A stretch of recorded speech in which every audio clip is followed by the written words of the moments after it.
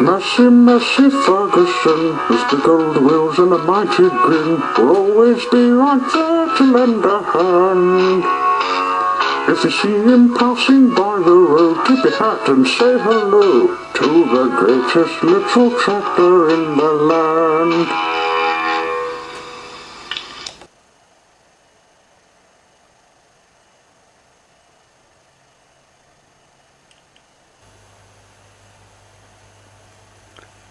Massey was leaving the other shed to visit another place that was somewhere next to Devonport.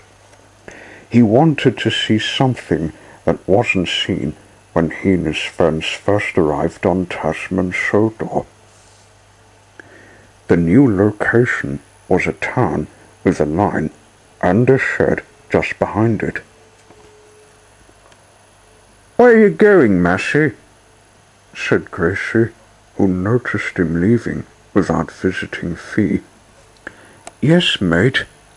I was about to miss you with giving this box of parts to you for the Greendale rocket," said Fee, who was with Gracie. "It's in the Greendale village." "Greendale village?" said Massey.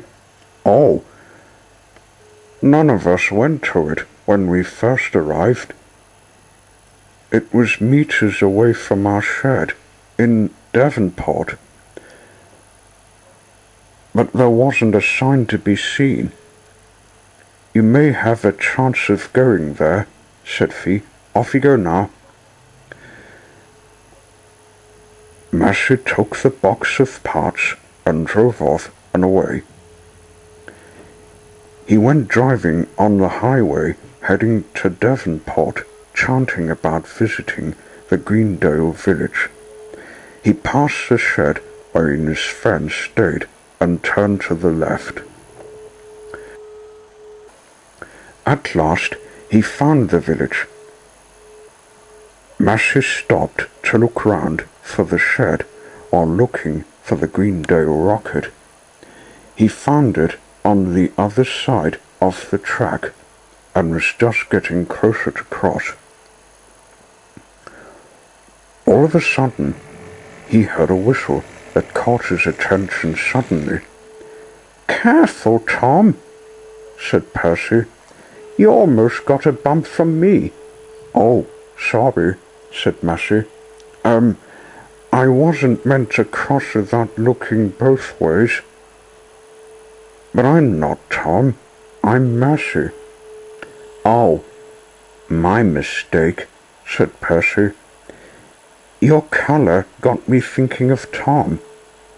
I'm Percy, by the way, and you must be touring Greendale." I am. I was heading to that engine with the same name to deliver this box of parts. That was when I forgot the safety drill," said Massey. "I hope you get on well. You're new to this town. Just remember to look both ways before crossing." And off Percy went to do his day's work. Massey crossed the crossing and drove over to the shed with the Greendale rocket. "Hello," said Ajay. "Thanks for the parts." "You're welcome. I'm Massey, and that must be the Greendale rocket, your steam train," said Massey. "That's the old girl. She was found in a shed, and all of Greendale wanted to get her restored. I was involved with driving her, and she's been running for many years, as long as you polish the grime." "I met Percy at the crossing, so that makes 2 steam trains. In New Zealand, we had a diesel engine that takes Rusty on his birthday. I'm just getting her to take a coach. bet is coming with some passengers. Oh, I better get out of the way. I'll look over at the shed behind the town. Goodbye.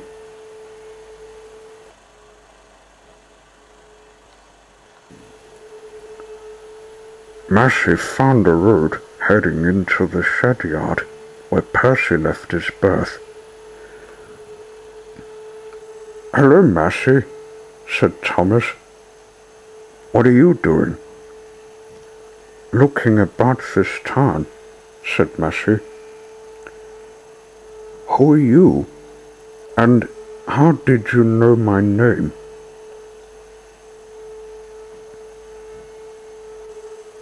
"I'm Thomas, and Rosie told me as she went to New Zealand to collect kiwi fruit. This makes 3 and 7 of you steam engines I've seen. I've heard lots about you visiting Australia, but had a few scrapes that got you off the rails, like when you took fish, no offense.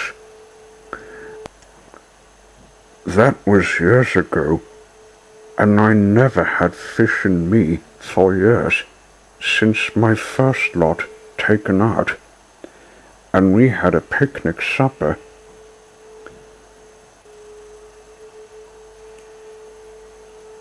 If that's how you feel about having something in your tank, I haven't told you about what I had in mine.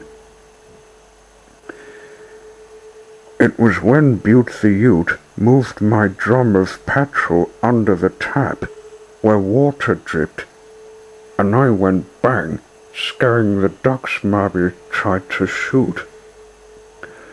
Oh,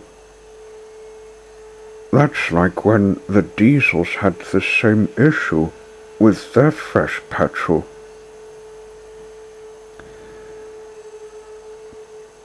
I must go now. There's a post office just nearby. I can have a look before heading home. Bye then, Massey. It was nice to see you the first time." Massey drove to the post office. Mrs. Goggins, as usual, was looking out for Pat, but saw the red tractor instead. "Hello, Massey. I believe this letter is for you," she said. "I was about to let Pat take it to your place." "Morning, ma'am." "What a piece of luck. A letter waiting to be delivered," said Massey. "I'll take it home." Mrs. Goggins put the letter in Massey's cab, and Massey set off for home. "What a surprise trip," said Massey. "A first visit and a home delivery to make, which is done from me that's collected it. I wonder if it's from Butte and Mrs. Milk." He waited to open the letter as he went driving all the way home.